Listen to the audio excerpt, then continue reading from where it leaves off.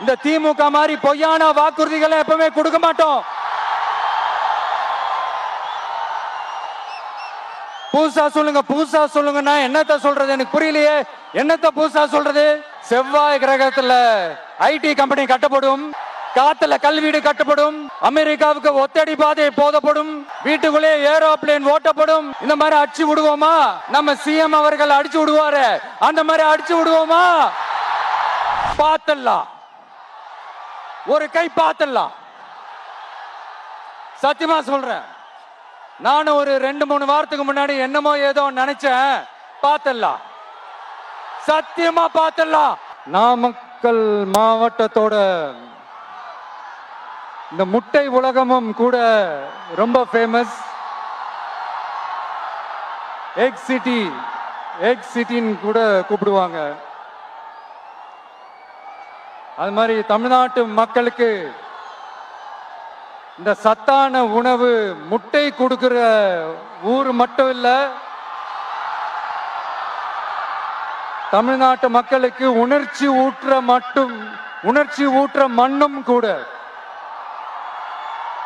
இதை நான் ஏன் சொல்றேன்னா, 2 வரிகள் சொன்னா உங்களுக்கு ஈஸியா கனெக்ட் ஆகும். தமிழன் என்று சொல்லடா, தலை நிமிர்ந்து நில்லடா. எப்படி? தமிழன் என்று சொல்லடா, தலை நிமிர்ந்து நில்லடா. இந்த நாடி நரம்பெல்லாம் ரத்தம் பாய்ச்சுற இந்த வரிகளை எழுதினது யார் தெரியும்ல? யாரு எழுதுனா? விஜயகாந்த் சார் சொன்னாரு. ஆனா நம்ம அண்ணன் கேப்டன் அவர்களுக்கு மட்டும் இல்ல, நமக்கும் சேர்த்து எழுதின இந்த வரிகளை யார் எழுதினது தெரியும்ல? நாமக்கல் மாவட்டத்தை சேர்ந்த மேகனூர்ல பிறந்த நாமக்கல் கவிஞர் திரு ராமலிங்கம் பிள்ளைதான், அவர்கள்தான். அடுத்து தமிழ்நாட்டு மக்களுக்கு இந்த இடஒதுக்கீடு உரிமையா வழங்கினதும் இதே நாமக்கல் மாவட்டத்தை சேர்ந்த திருச்செங்கோடு பகுதியில் இருக்கிற ஒருத்தர் தான்.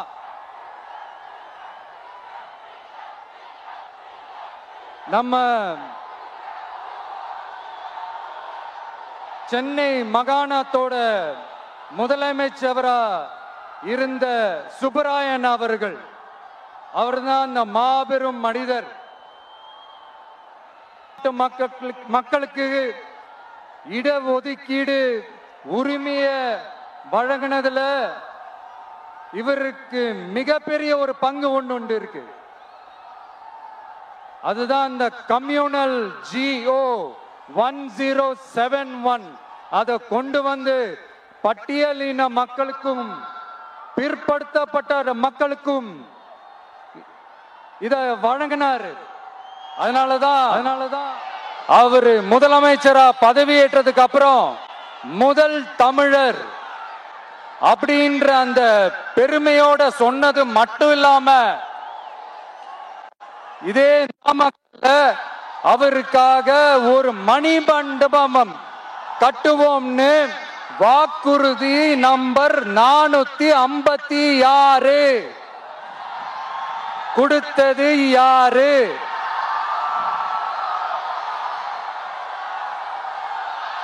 சொன்னாங்களே, செஞ்சாங்களா? அதாவது ஒரு படத்துல நம்ம வடிவேல் சார் இந்த எம்டி பாக்கெட்டை எடுத்து இப்படி காட்டுவார் தெரியுமா?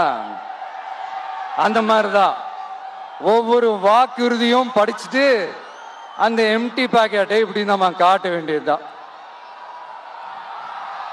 இப்ப நம்ம அந்த நாமக்கல் மாவட்டத்துல வாக்குறுதிகளா அது செய்வோம் இது செய்வோம்னு நிறைய சொன்னாங்களே, அதுல ஒரு சின்ன லிஸ்ட் மட்டும் இப்ப நம்ம பார்ப்போம். ஒவ்வொரு ஒன்றியத்திலும் தானிய சேமிப்பு கிடங்குகள் அமைக்கப்படும். இவை உலர் களங்களுடன் கூடிய கொள்முதல் நிலையங்களுடன் இணைக்கப்படும். வாக்குறுதி நம்பர் 50.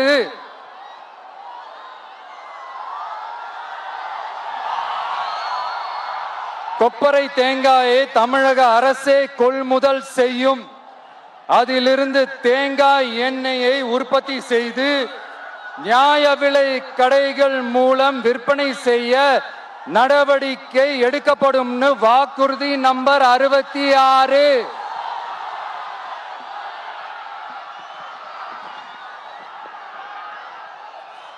நியாய விலை கடைகளில் நாட்டு சர்க்கரை, வெல்லம் ஆகியவற்றை விநியோகம் செய்ய நடவடிக்கை எடுக்கப்படும். வாக்குறுதி நம்பர் 68. அரசு ஊழியர்கள் மற்றும் ஆசிரியர்களுக்கு மட்டும் இல்ல, போக்குவரத்து ஊழியர்களுக்கும் பழைய ஓய்வூதிய திட்டம் செயல்படுத்தப்படும். வாக்குறுதி நம்பர் 152. இதெல்லாம் சொன்னாங்களே, செஞ்சாங்களா? இப்ப நம்ம நாமக்கல் மாவட்டத்துக்கு வருவோம். ஒரு நாளைக்கு 5 கோடி முட்டைகள் உற்பத்தி செய்யப்பட்டு உலகம் முழுவதும் ஏற்றுமதி ஆகிற இந்த நாமக்கல் மாவட்டத்தில் அந்த முட்டைகள் வீணாகாம பாதுகாப்பா வைக்க முட்டை சேமிப்பு கிடங்குகள் அமைக்கணும்ன்ற அந்த கோரிக்கையும், பாக்டீரியா மற்றும் வைரலாஜிக்கல் பரிசோதனையை மேற்கொள்ள ஆராய்ச்சி மையம் அமைக்கணும்ன்ற கோரிக்கையும் பல ஆண்டுகளா இருக்கு. ஆனா அதை இதுவரைக்கும் ஆண்ட கட்சிகளும் சரி, இப்ப ஆளும் கட்சிகளும் சரி, அதை பத்தி கொஞ்சம் கூட யோசிக்கவே இல்லை. அப்புறம் திமுக எம்எல்ஏவுக்கு சொந்தமான ஒரு மருத்துவ கல்லூரியில் நடைபெற்ற கிட்னி திருட்டு, அதுதான் நாடறிஞ்ச விஷயமாச்சு. அதை நான் திருச்சியிலே பேசியிருந்தேன். ஆனா அதுல நம்ம நாமக்கலை சேர்ந்தவங்க தான் அதிகமா பாதிக்கப்பட்டிருக்கிறதா சொல்றாங்க. அதிலும் குறிப்பா விசைத்தறியில் பணிபுரியும் ஏழை பெண்களை குறிவைத்து அந்த கிட்னி திருட்டு நடந்திருக்குன்னு சொல்றாங்க.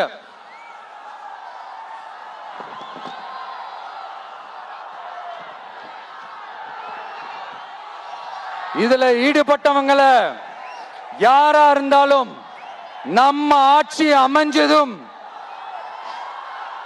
கடுமையாக தண்டிக்கப்படுவார்கள். இந்த கிட்னி திருட்டுக்கு ஆரம்பம் எங்க இருக்குன்னு பாத்தீங்கன்னா, கந்துவட்டி கொடுமையில இருக்கு. அதாவது விசைத்தறி தொழிலாளர்களோட வாழ்க்கை தரத்தையும் பொருளாதாரத்தையும் இந்த ஏமாற்று மாடல் திமுக அரசு மேம்படுத்தாத காரணத்தால அவங்க கிட்னி விற்கிற அளவுக்கு தள்ளப்பட்டிருக்கிறாங்க. இது எவ்வளவு பெரிய ஒரு கொடுமை! விசை தொழிலாளர்களோட வாழ்க்கை தரத்தையும் பொருளாதாரத்தையும் மேம்படுத்த தேவையான தீர்வுகளை யோசிச்சு உறுதியா எங்க தேர்தல் அறிக்கையில சொல்வோம்.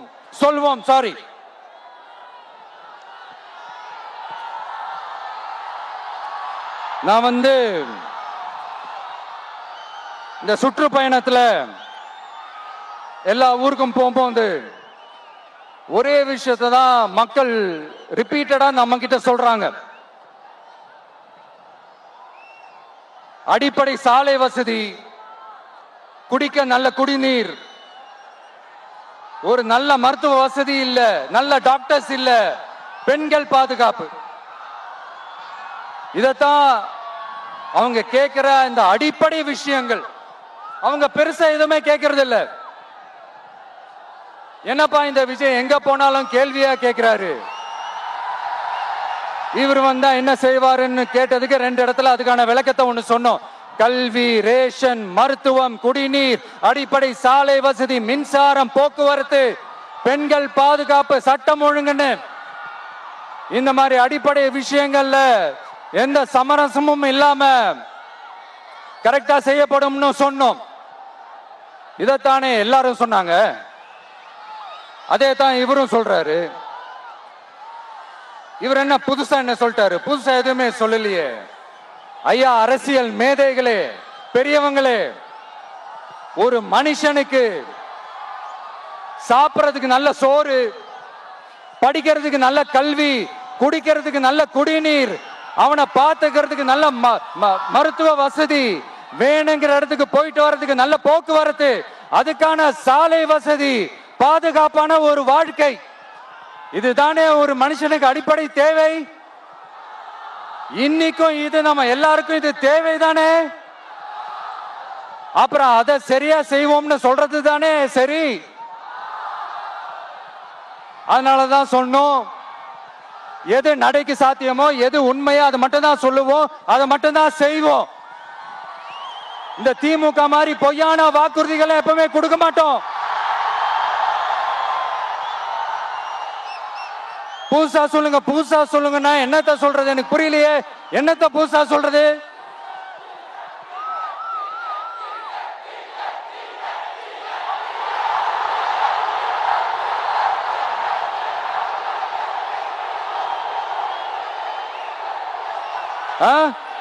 புதுசா என்னப்பா சொல்றது? செவ்வாய் கிரகத்துல ஐடி கம்பெனி கட்டப்படும், காத்துல கல்வீடு கட்டப்படும், அமெரிக்காவுக்கு ஒத்தடி பாதை போதப்படும், வீட்டுக்குள்ளே ஏரோப்ளேன் ஓட்டப்படும். இந்த மாதிரி அடிச்சு விடுவோமா? நம்ம சிஎம் அவர்கள் அடிச்சு விடுவாரு, அந்த மாதிரி அடிச்சு விடுவோமா?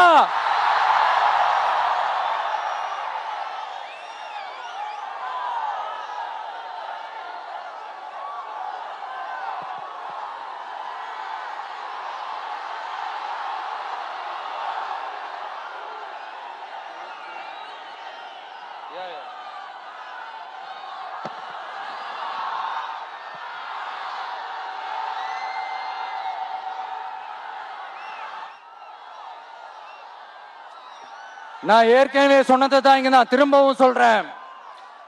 ஒண்ணு, இந்த பாசிச பாஜக அரசோட எப்பவுமே நாங்க ஒத்து போக மாட்டோம். ஒண்ணு.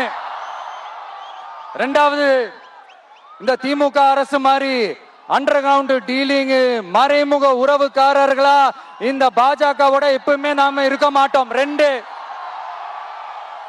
மூணாவது, மூச்சுக்கு முன்னொரு தடவை அம்மா அம்மா அம்மான்னு சொல்லிக்கிட்டு ஜெயலலிதா மேடம் சொன்ன அந்த விஷயத்தை டோட்டலா மறந்துட்டு ஒரு பொருந்தா கூட்டணியா ஒரு கூட்டணியை ஒண்ணு அமைச்சுக்கிட்டு கேட்டா தமிழ்நாட்டோட நலனுக்காக இந்த பாஜகவோட கூட்டணி வச்சிருக்கோம்னு சொல்லிக்கிறாங்களே, அவங்கள மாதிரியே நாம இருக்க மாட்டோம். இல்ல, நான் தெரியாம தான் கேக்குறேன். இந்த பாஜக அரசு தமிழ்நாட்டுக்கு என்ன செஞ்சிட்டாங்க? நீட்டை ஒழிச்சிட்டாங்களா? கல்விக்கு தேவையான அந்த நிதியை முழுசா கொடுத்துட்டாங்களா?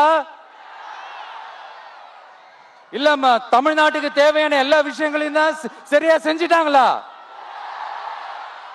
அப்புறம் எதுக்காக இந்த சந்தர்ப்பவாத கூட்டணின்னு நான் கேட்கல. புரட்சி தலைவர் எம்ஜிஆர் அவர்களோட உண்மையான தொண்டர்கள் அவங்க கேக்குறாங்க. சரிப்பா, அவங்க கூட்டு பொரியல் அப்பளம்னு எதையாவது கிண்டிக்கிட்டோம், நமக்கு எதுக்கு? மக்களே, இன்னொரு முக்கியமான விஷயம், இத கவனமா கேளுங்க. அதிமுக பாஜக நேரடி ஒரு உறவுக்காரர்கள்னு எல்லாருக்குமே தெரியும். அவங்களோட கூட்டணி மேல மக்களுக்கு எந்த ஒரு நம்பிக்கையும் இல்லைன்னு எல்லாருக்குமே தெரியும். ஆனா அட் த சேம் டைம் இந்த திமுக குடும்பம் இந்த பாஜகவோட அண்டர் கிரவுண்ட் டீலிங், மறைமுக உறவுக்காரர்களா இருக்காங்கன்றது தயவு செஞ்சு மறந்துடாதீங்க. வரப்போற தேர்தல்ல, அடுத்த வருஷம் வரப்போற தேர்தல்ல நீங்க திமுகவுக்கு ஓட்டு போட்டீங்கன்னா அது பாஜகவுக்கு ஓட்டு போட்ட மாதிரி.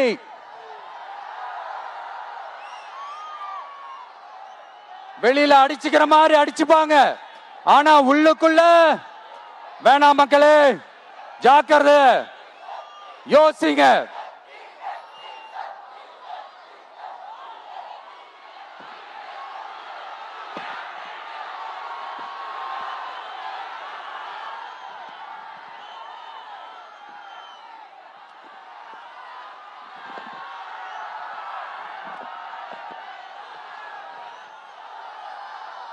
அதனாலதான் மறுபடியும் சொல்றேன், திரும்பவும் சொல்றேன், 2026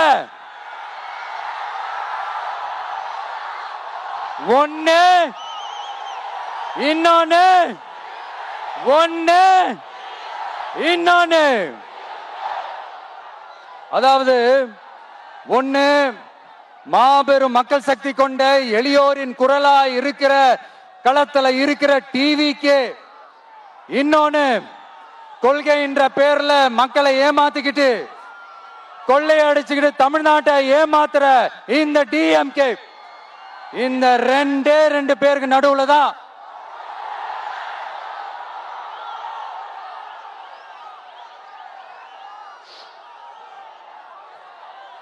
இப்படி ஒரு மோசமான ஒரு ஆட்சியை கொடுக்கறாங்களே. இந்த திமுக அரசு மறுபடியும் ஆட்சிக்கு வரணுமா? உங்க உண்மையான மக்களாட்சி, மனசாட்சி உள்ள மக்களாட்சி, உங்க நம்ம டிவிக்கு மறுபடியும் ஆட்சி அமைக்கணுமா? சாரி, இப்ப ஆட்சி அமைக்கணுமான்னு கேட்டேன். சாரி. நண்பா, நண்பி, தோழா, தோழி, என் மேல இவ்வளவு நம்பிக்கை வச்சிருக்கிறீங்களா? என்ன இவ்வளவு நம்புறீங்களா? பார்த்தலாம், ஒரு கை பார்த்தலாம். சத்தியமா சொல்றேன், நானும் ஒரு 2-3 வாரத்துக்கு முன்னாடி என்னமோ ஏதோ நினைச்சேன். பார்த்தலாம், சத்தியமா பார்த்தலாம். கான்பிடண்டா இருங்க மக்களே, நல்லதே நடக்கும், வெற்றி நிச்சயம். மீண்டும் சந்திக்கும் வரை நன்றி, வணக்கம்.